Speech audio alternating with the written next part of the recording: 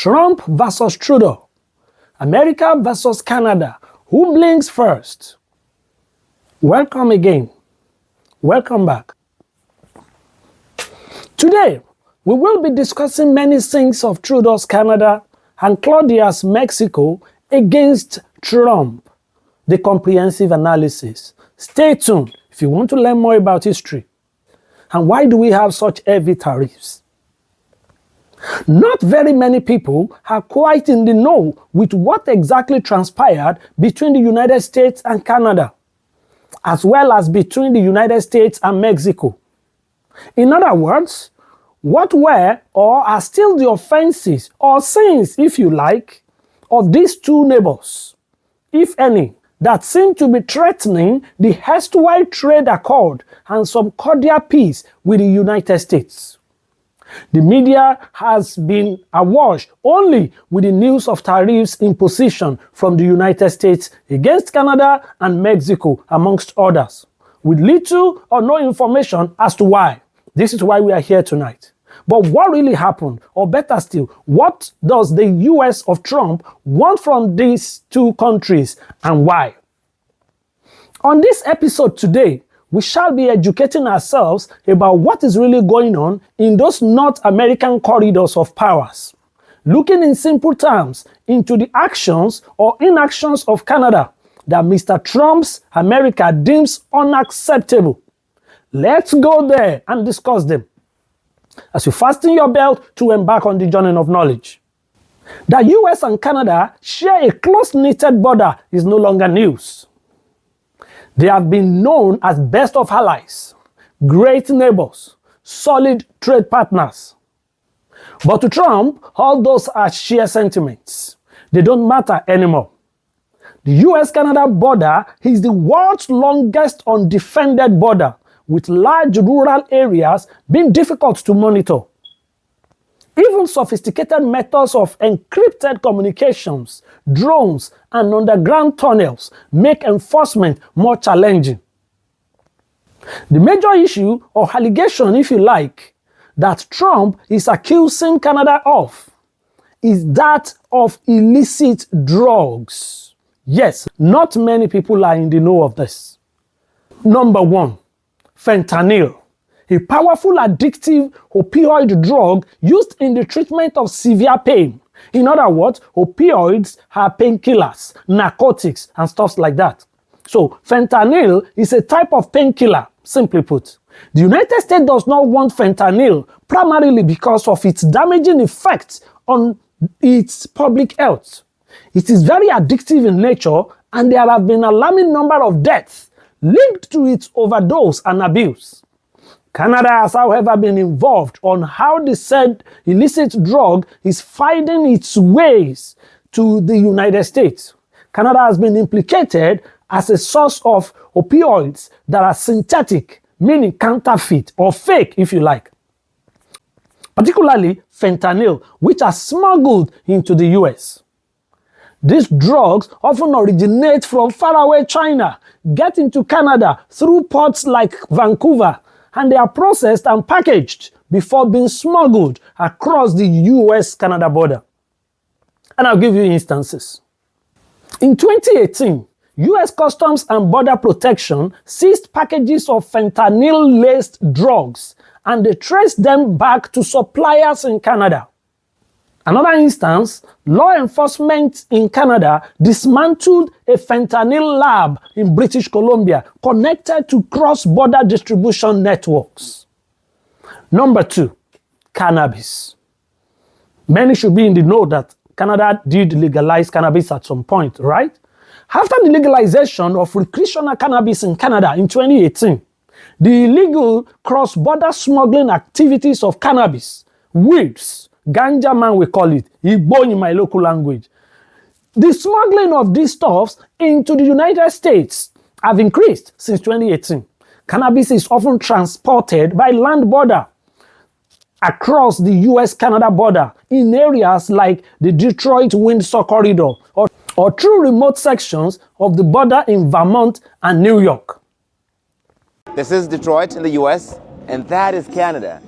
Just right there. I could swim there. That's literally the town of Windsor, Ontario in Canada. So this... In 2021, US authorities seized large shipments of cannabis in northern states, particularly New York and Michigan, valued at millions of dollars. Smugglers have used drones, boats, and even underground tunnels in isolated areas to evade detection. Number 3 is cocaine. Yes, the popular cocaine. Although Canada is not a major producer of cocaine, it serves, however, as a transit hub for cocaine coming from Latin America, destined for the US. Cocaine is often shipped to Canadian ports like Halifax and Montreal, and then smuggled south by organized crime groups.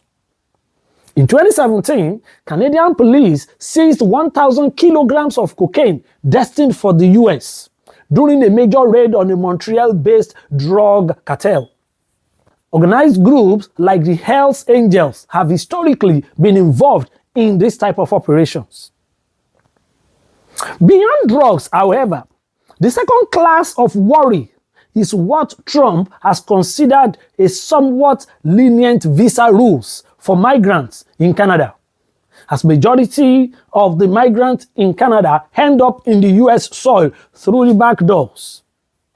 Of course, to anyone who is familiar with Trump, you will know Trump's clear mandate and policy is anti-immigrations of any sort. Even those already living in the United States have been deported, let alone accepting fresh ones escaping yet another country. Trump is not standing for any of this. This is fight to finish for Donald Trump. And you can understand. Although Canada is a full-fledged sovereign nation or country under the leadership of a calm and warm-spirited Prime Minister of Justin Trudeau. However, the devastating effects of these drugs on the US public health, alongside illegal cross-border, are the main bone of contention here. This is why we have all manner of tariffs finding their way. Let's go all the way to Mexico and check out what offenses have Mexicans committed against Trump's United States. Mexico, another neighbor of the United States, you know what I mean. For Mexico, the major grounds of Americans' Trump is largely bordered on illegal immigration. Your guess is as good as mine. Though, some have argued that the US doesn't have the right to discriminate against Mexico because the US has taken some of its largest states from Mexico. Do you know? Including states of Texas, California, Nevada, Utah, New Mexico, Arizona, Colorado, Oklahoma, Kansas, Wyoming. Others argue, however, that these states were acquired fully or in part through the Treaty of Guadalupe Hidalgo, signed on February 2nd, 1848, after the Mexican-American War.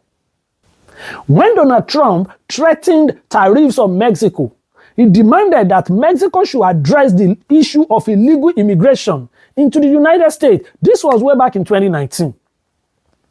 Specifically, the following 5 issues were Trump's demands to Mexico, and he's still fighting for them till today.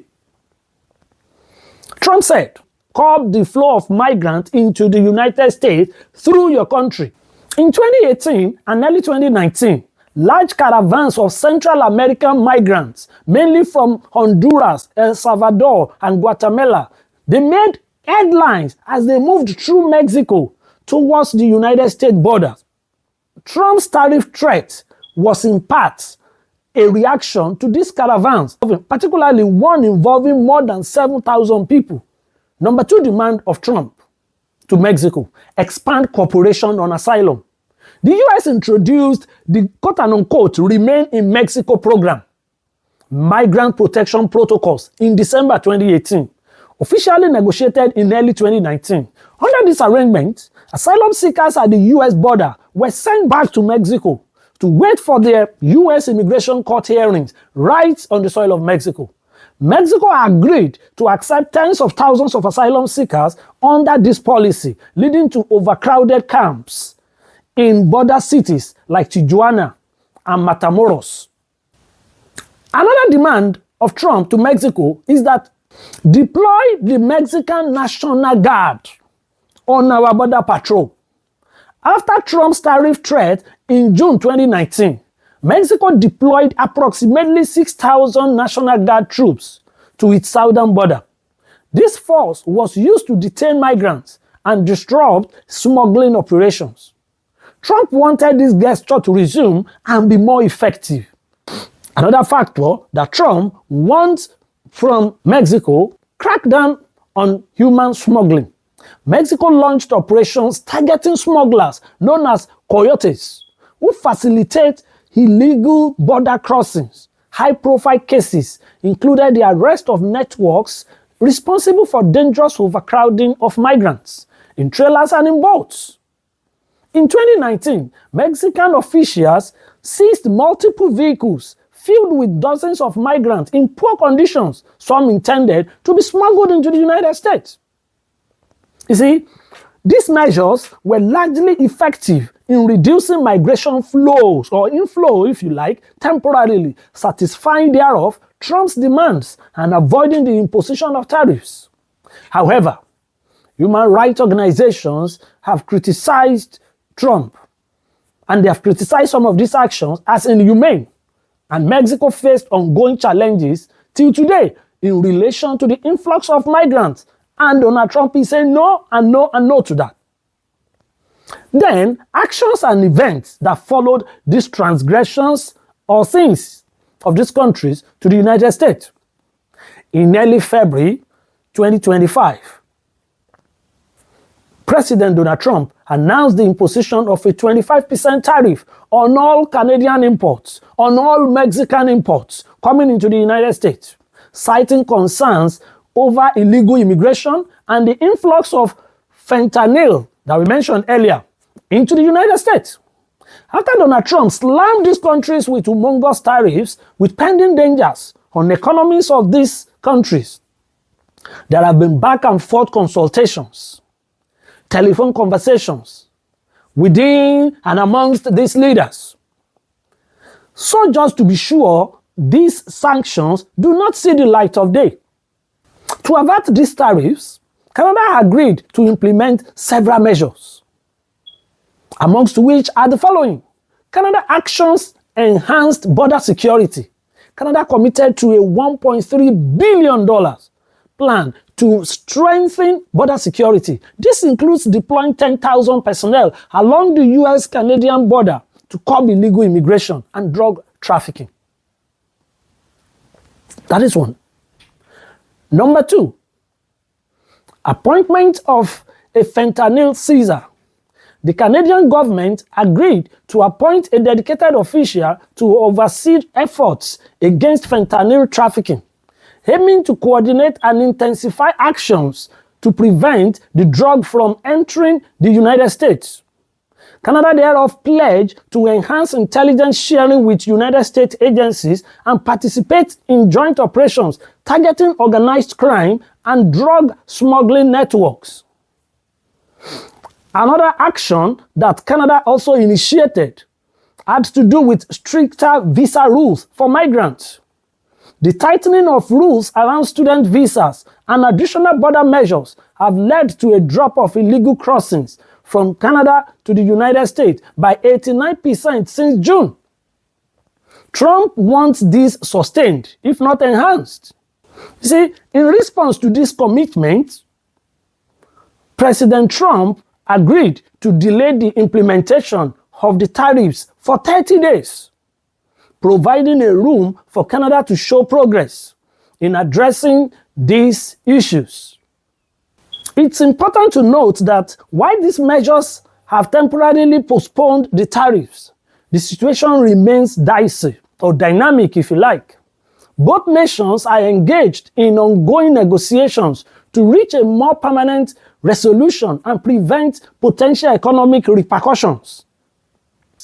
In last-minute meetings in Washington last week, top Canadian officials presented the results of the tighter border surveillance, as well as the implementation of stricter visa rules for migrants. Canada submitting results to Trump. Oh my goodness, to hell with sovereignty. Melanie Joly, the foreign minister, and David Migrant, the public safety minister, they quickly shared a 2-page explainer, a time-lapse video of the border, as well as other information and data with Mr. Trump's border Caesar, Tom Homan, as part of a campaign to convince Trump allies that Canada was working everything humanly possible to address the president's concerns. So, Mr. Trump is really this powerful. The United States of America president is really this powerful. Wow. The postponement brought relief to several Canadian industries that were facing severe disruptions if the tariffs had come into effect just after midnight Tuesday. But it did not fully remove the uncertainty surrounding them. With tariffs on the table, the turmoil and uncertainty persists, said Candace Lang, President and Chief Executive of the Canadian Chambers of Commerce.